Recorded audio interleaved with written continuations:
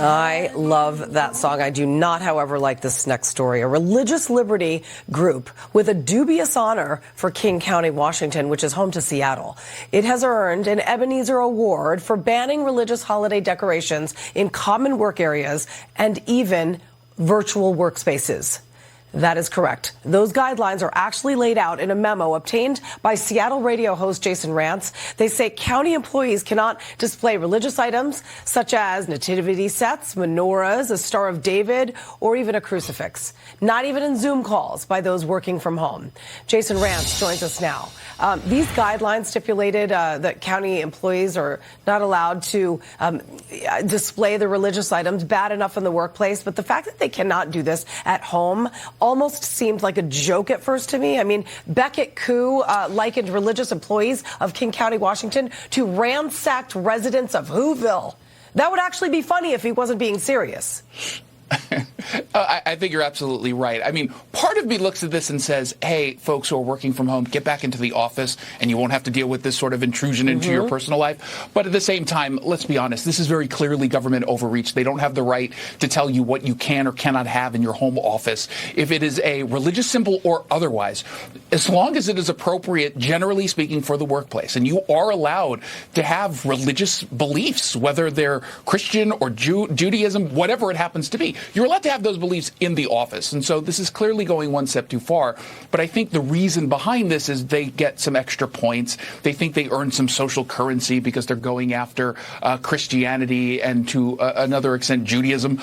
I think that they see themselves as woke and evolved, and they're protecting people who are pretending to be offended by this. No one is offended by any of the imagery. No one. They pretend to be because I think that gives them victim status.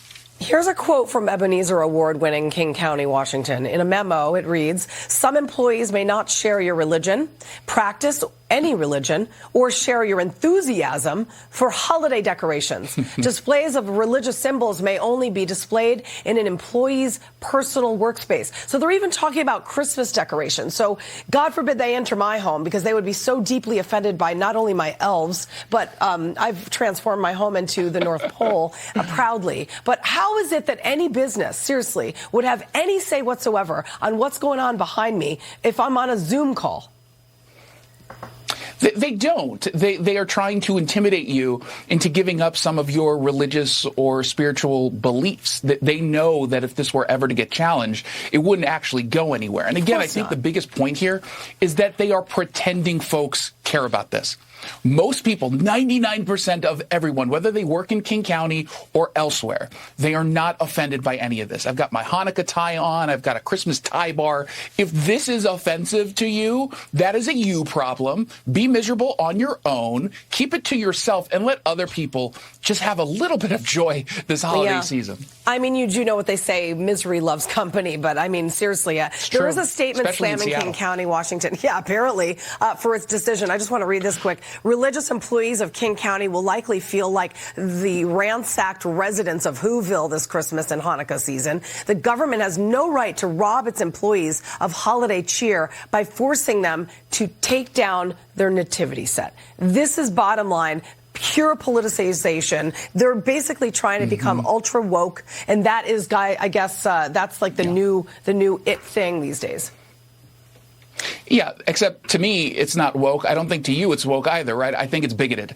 It is showing a really nasty message towards religious expression and non-religious expression, because everyone who celebrates Hanukkah or Christmas doesn't necessarily, they're not hardcore believers, all of them. They like to be caught up in the spirit of things in addition to the religious aspect to this. So for them to just get in is just ludicrous to me. Yeah, that's an understatement. Jason Rantz, Merry Christmas. Thank you so much for coming on. Merry Christmas and Happy Hanukkah. Well, yes, absolutely. We're going to be right back with more Fox News Live after this short break. Stay right there.